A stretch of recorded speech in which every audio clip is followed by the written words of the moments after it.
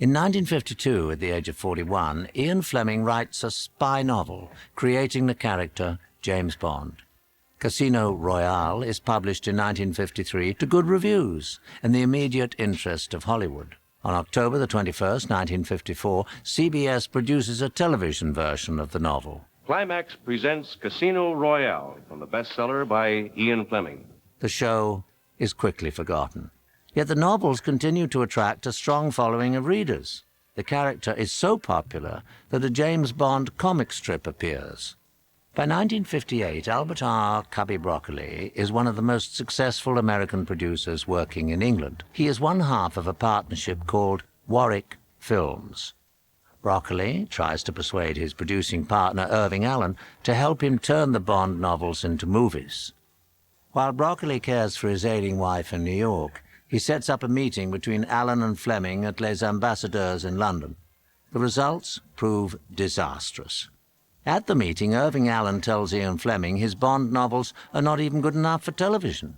2 years later, producer Harry Saltzman splits from his company Woodfall. Eager for commercial projects, Saltzman options the James Bond novels. He pays $50,000 for 6 months, a huge sum at that time. Unbeknownst to Harry Saltzman, a vice president at United Artists also shows interest in James Bond. My first cousin, Nancy, is married to her then-husband, Simon Wolfe. And he said, "Have you ever read this book by Ian Fleming?" I said, "No." He said, "Make a great movie." David Picker agrees that Agent 007 has all the right ingredients. I actually had a conversation at lunch one day with Lou Wasserman, who at the time was representing Alfred Hitchcock. And I said to Lou, "I got a great idea for Mr. Hitchcock, James Bond." He says, "Oh, well, we represent Mr. Bond through our London office." He said, "You can't get the rights." Meanwhile, Cubby Broccoli splits with his longtime associate Irving Allen and begins searching for new projects. Cubby hired Wolf Mankiewicz to do a script, which I think was based on the Arabian Nights. And it wasn't going very well, and Cubby decided that he wouldn't go through with it. He wasn't going to do it. So Wolf said, "Well, what is it you really want to do, Cubby?" And he said, "You know what I want to do. I want to do the James Bond books." He said, "Well, I know the fellow who has the option. Would you like me to bring him in?" A meeting is scheduled for the next morning. And for Harry Saltzman, the meeting could not come quickly enough. It was a real ticking clock. He was very, very worried. He always told me that he had this option. It was running out. He had no deal for distribution, no deal for production, didn't have the money. At first, Cubby wants to buy Harry Saltzman's option, but Saltzman has other ideas. Harry didn't want to sell the option. He wanted to become a partner. So that's how that partnership started. Bud Ornstein ran our London office, and he called and said that Harry Saltzman and Cubby Broccoli wanted to come to New York and meet with us about something. They met with Arthur Krim, Bob Benjamin, and David Picker. And David had known the books, and he was very excited about the project. The two of them came in the office and said, "We have the rights to James Bond." And I was sitting back in my chair like this, and they came forward like that. The entire thing only took an hour. They never left that office until we had a deal. And they shook hands, and the deal was done. In those years, when you made a deal with somebody, you would finance a movie, distribute the movie, pay the bank losses, pay the profits if there were any, without a signed piece of paper. At least at United Artists you would, because our word was all that was required. They were giants in their industry. Harry Saltzman and Cubby Broccoli understood the Bond books. They understood the kind of films we hoped they would make, and they made them. Cubby Broccoli and Harry Saltzman form two companies. First, they create a Swiss corporation which will actually hold the film rights. Well, my first name is Dana, D-A-N-A, and Harry's wife's first name was Jackie, J-A-Q-U-I. Eon Productions will actually produce the films. For many years, some speculate that the name stands for everything or nothing. Cubby was always, when I said to him, "Does it mean everything or nothing?" he'd say, "Never heard of that." The easiest one to do from the point of view of style and below-the-line content was Dr. No. And that's why I pushed forward. I have to say, I do admire, especially David Picker. David Picker, United Artists, was the man who pushed this picture through. Broccoli and Saltzman asked the man who brought them together, Wolf Mankiewicz, to work with Richard Maibaum on the treatment for Dr. No. I know that the script was not up to requirements. Berkely and Saltzman insist that the script adhere more closely to Ian Fleming's novel. Eventually, Wolf Mankiewicz drops out of the project and, fearing the film will be a disaster, asks to have his name removed from the script. In hiring a director, Berkely and Saltzman limit their choices to British filmmakers who have a strong sense of personal style. The job is offered to Guy Green, Guy Hamilton, and Ken Hughes. All turn the job down. Finally, they hire director Terence Young. It proves to be an inspired choice. Cubby knew that he would bring a lot of style to the film, which he did. I mean, Terence was the director that set the sort of style of it. Terence was a filmmaker. He had a good eye. And he saw himself as James Bond. Terence Young was James Bond. He was the glamour. Terence Young works closely with the producers, and with Richard Maibaum he makes a key stylistic decision. He will take the elegance, wit, and sophistication of Ian Fleming's writing and infuse the character of James Bond with those qualities.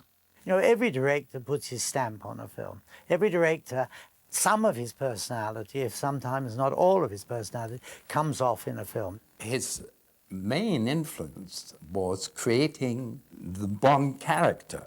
The search begins for an actor to play the role of James Bond. They looked at a lot of actors. Terence wanted Richard Johnson to play the part. Well, there were a lot of people considered, including Cary Grant, who was our best man at our wedding.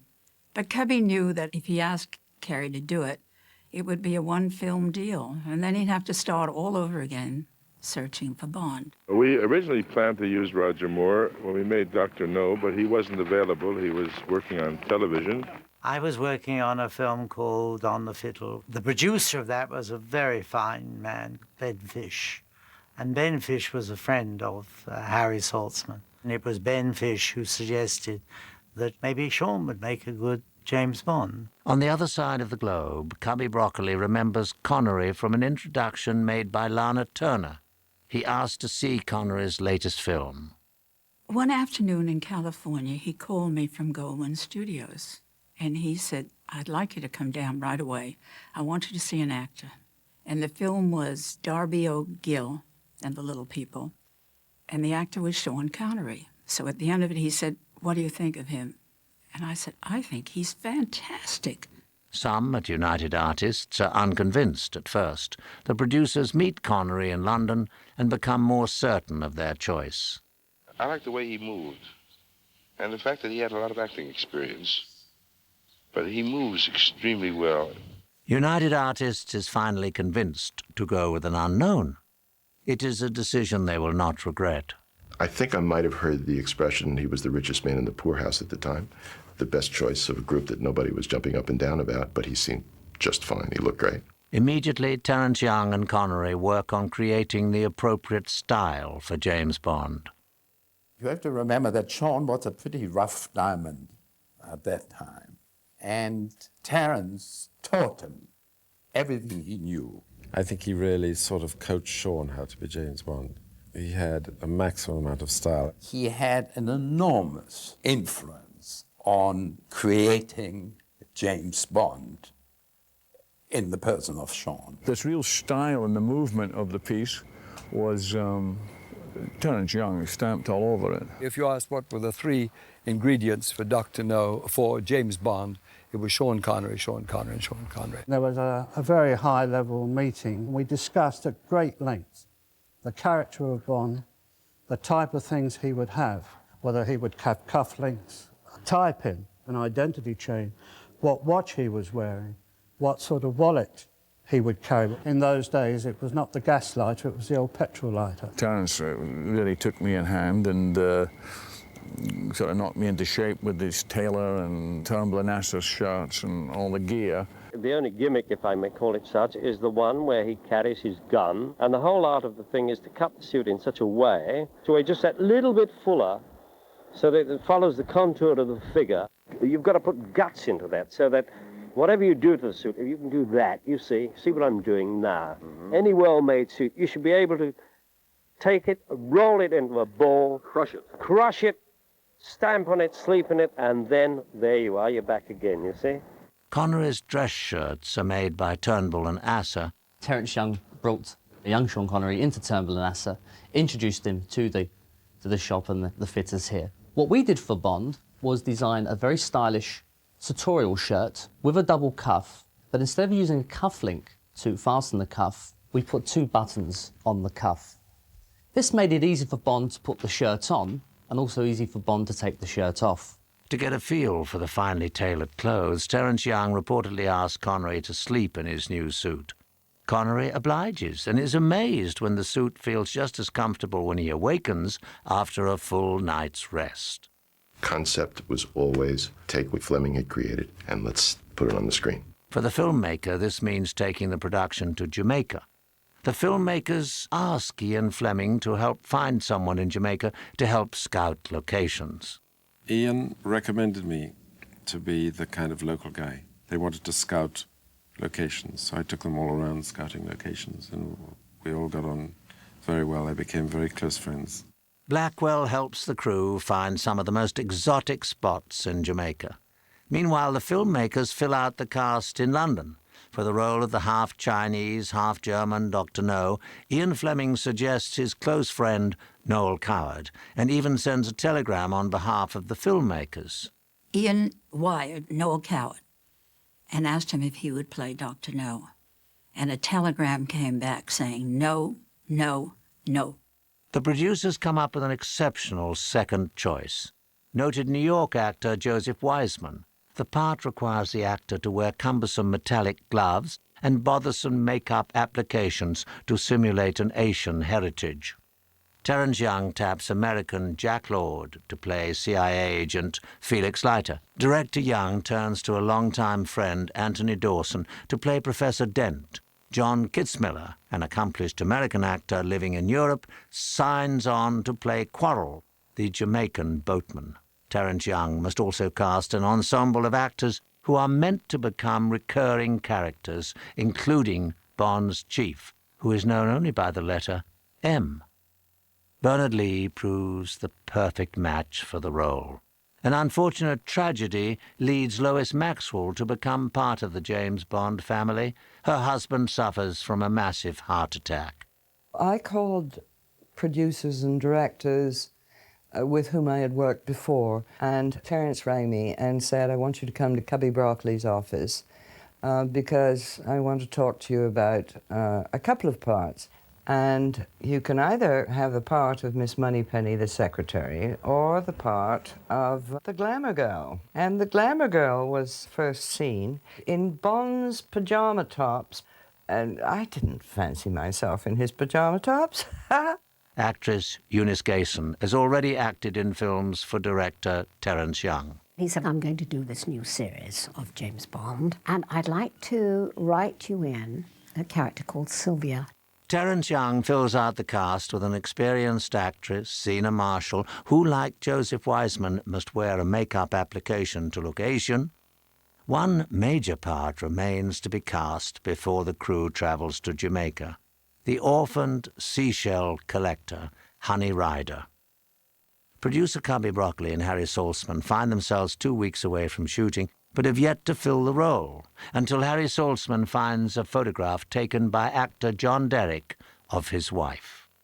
John took some photographs of me in Greece, and I had a black T-shirt on, and I was all wet. The pair arranged to send the script to the unknown actress, offering her the role of Honey Ryder without ever meeting her face to face. One day, Cook Douglas came over, and we were all sitting around, and he said, well, they offered me this film. I said, well, let's read it. Let's see what it is, because I didn't read it yet. And so then he began to read, and we were all, there on the floor laughing and having fun with it. And then Cook said, also, you have to do it. It's fun, it's easy, you have to do it. During his location scouting trip to Jamaica, Terence Young finds other cast members. I was working with BWIA at the ticket counter at the airport. And I remember a gentleman coming in front of my position, and he said, would you like to be in the movies? So I said, certainly, sir. May I have your ticket, please? He said, you don't understand. I am going to be making a series of movies which will become the most famous in the whole world. Terence Young eventually convinces the flight attendant, who also happens to be the reigning Miss Jamaica, to come to an audition. They had me reading for a part where I was supposed to be wrapped in a towel, lying on a bed, kissing a strange man. I said, I cannot lie in a towel on a bed kissing him. My parents would object. Well, they sort of looked at me as though, is this girl crazy? And then I read for the lesser part, which was the part of the photographer in the film. Margaret Loise and her sister Barbara Loise were the two most beautiful girls in Jamaica, just stunning looking. Timothy Moxon, a London stage actor turned Caribbean crop duster, is cast as MI6 agent Strangways after a chance encounter. I just happened to be sitting in the Courtly Manor Hotel, and I knew Terence Young actually from way back before, you know, and I said to him, he said, yes, I've got a little part you can do in the beginning of the thing. During the first week of January 1962, the crew of Dr. No flies to Jamaica. Filming begins on January the 16th, 1962, with scene 39. Bond walking past the photographer.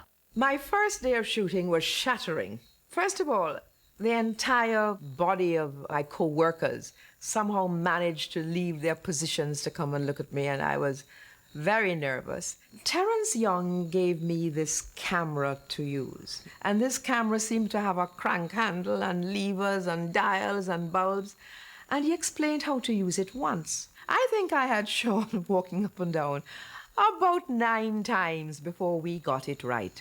Just before noon, the crew has completed the first shot of Sean Connery as James Bond. For the very next setup, Terence Young adds a sexy yet villainous touch. He said to me, I want you to lick the flashbulb. And I said, but that's yucky, that's evil. And he said, you are supposed to be evil. The first week's shooting turns out to be something of a family affair for Margaret Loise. Her brother-in-law, Reggie Carter, noted as one of Jamaica's top actors, plays the chauffeur, Mr. Jones. Reggie Carter was one of the main actors in something called the Little Theatre in Jamaica. He was a fine actor. On January the 18th, Bob Simmons choreographs the first of over 100 action scenes he will stage for the Bond films. His hard-hitting, high-impact style stamps the series from the very beginning. By January the 24th, the crew shoots a sequence where music plays a key role. Preparation begins months earlier with the hiring of Monty Norman, one of the hottest composers in the London theatre scene. They told me that they were going to do Dr. No. I was intrigued. So I said, let me have a think about it. But then Harry Saltzman gave me the clincher. He said, we're doing 12 weeks or so in Jamaica. And if you like, you can come out, do some of the work there, and bring your wife. So I said, I'll do it. I kept on messing up my lines. Terence Young got up and he threw his gear cap on and he said, we're going to take a coffee break. And he walked off the set. And Sean looked at me and he said to me in his lovely Scots accent, he said, Marguerite, where is your self-confidence? And I said, I don't have any. And I started to cry. And I said, I want to go home, I'm not an actress. He said, let me tell you about self-confidence. If you physically look the part, you are efficient, you project that personality, self-confidence will happen. That kind of one-line humor that we really initiated in there is all over. Another local actress, Dolores Quito, gets her chance to be in the film when she offers the production her house as a location. In late January, Ursula Andress flies to Jamaica despite anxieties about taking the role. I met Terence Young, and then he said, why don't you come 7 o'clock to the dining room?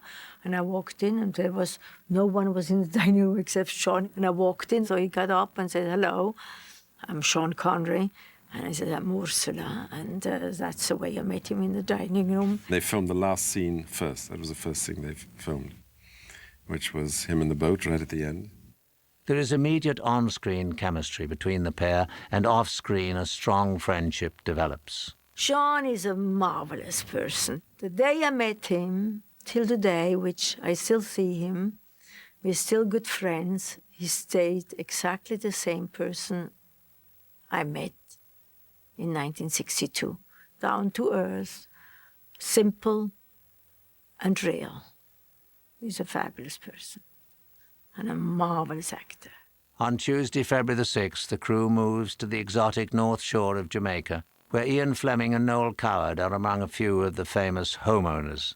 By February the 8th, director Terence Young is filming a scene which will go down in cinema history. When we did the opening scene in Laughing Mud in Ocho Rio, it was a private property. That was owned by a woman called Minnie Simpson at the time. And it's very, very lovely with these waterfalls coming down. It was beautiful. The most beautiful river running into this beach. It was just really the most beautiful spot. That's the spot where Ursula Andress came out of the water. Of course, the natural setting is not the only attraction. Honey Rider, I was supposed to be a native girl, and I was supposed to be very tan. I just came snow white there, so my first impression, I had to get makeup from here to the toe. John O'Gorman was a makeup man, a lovely man. So I said, okay, take the clothes off. So I had to stand there all naked in the room. So they began with this pancake, going from top to bottom. Then every other second, somebody was knocking on the door. And John O'Gorman, come in. I said, here I'm all nude. Finally, when we were finished with my body, I think we had 20 trays of breakfast because I think everybody wanted to come in to watch me being there naked, being painted from top to bottom. I remember the first time Ian Fleming came to the set and we had all lunch. He was a fascinating man. He had, the way he writes also, because he's so full of information, so full of knowledge, he was a lovely man. Fleming is so struck with Ursula Andress that he mentions her name in his next James Bond novel, On Her Majesty's Secret Service. On February the 12th, the crew moves to the northwest corner of Jamaica to the Vansey Swamp in Falmouth. There, Ursula Andress is joined by her husband, John Derrick. He was a very glamorous guy at the time. I remember him with a camera taking lots of pictures of Ursula. He liked to create.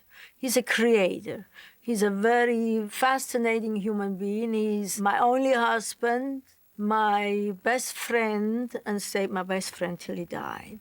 The location proves to be the most challenging of the Jamaican shoot, requiring the creation of Dr. No's dragon. Harry and Cubby wanted me to design something rather terrifying. We used a tractor initially. I said, well, where am I going to find a green tractor? They said, I don't care where you find it, just find it and get it there at 9 o'clock. Outfitted with a flamethrower, the tractor becomes Dr. No's dragon. But the work is not complete. Preparations must be taken to keep the machine from sinking into the swamp mud. I didn't know how deep it was, and so I thought, well, the only way to find it is to wade in there. Oh, it's awful. I sort of sunk right down in the mud. And when we came out, we were bitten like all over by mosquitoes, and I was covered in leeches, which I had to get rid of one by one with a cigarette. I had to burn them off. Oh, the swamps were off. They were off, they were smelly. It was just ugly and swampy and nasty, but Terence was well set up. He insisted on being very, very comfortable. When the crew moves to the White River, they are joined by former model and glamour photographer Bunny Yeager. Samuel J. Friedman, who was in charge of the national publicity for United Artists, he asked me if I would like to go to Jamaica and photograph this new starlet by the name of Ursula Andress. The combination of Ursula Andress and the photographer who made Betty Page famous creates indelible images. I was excited when I met Ursula because then I met her husband, John Derrick. And of course, we all knew who John Derrick was. And I had to shoot when they were resetting the cameras or a cloud came over. And I just took her to the side of the set and I started using the backgrounds that were right there. I think she's one of the best. She was very natural. She had a sizzling quality, a true star quality about herself. The crew moves to the Reynolds Bauxite Docks in Ocho Rios, filming on a Sunday to keep to the tight schedule. With only 3 days left to shoot, Terence Young works quickly. Thank God I was athletic, because I could run. We were running through this factory down and up and down and then jumping into the boat at the end. My goodness, it was an experience. On Friday, February the 23rd, Cubby Broccoli, Harry Saltzman, and Terence Young returned to Pinewood Studios, where Ken Adam has been left alone to design and build the sets while the crew was in Jamaica. I had nobody looking over my shoulders. They were faced with 3 or 4 stages filled with sets. And I was a little nervous. Fortunately, Terence was the first one to arrive on the stage, and he really flipped. I mean, he was delighted with what he saw. Ken Adams' sets create a whole new style of cool, austere elegance.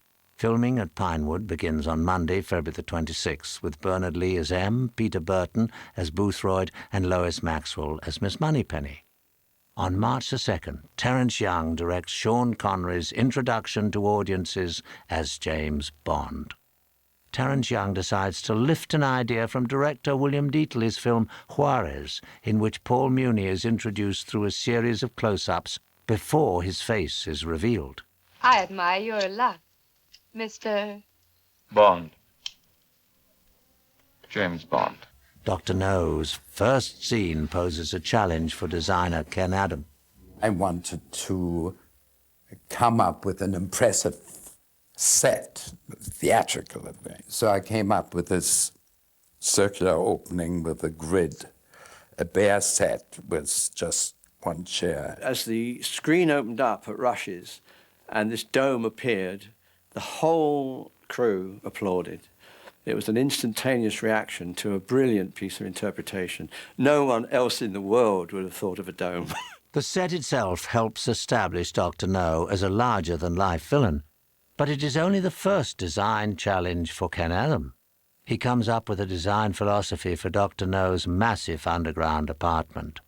You can only call it tongue-in-the-cheek, slightly ahead of its time type of concept. To juxtapose the modern space with good antiques.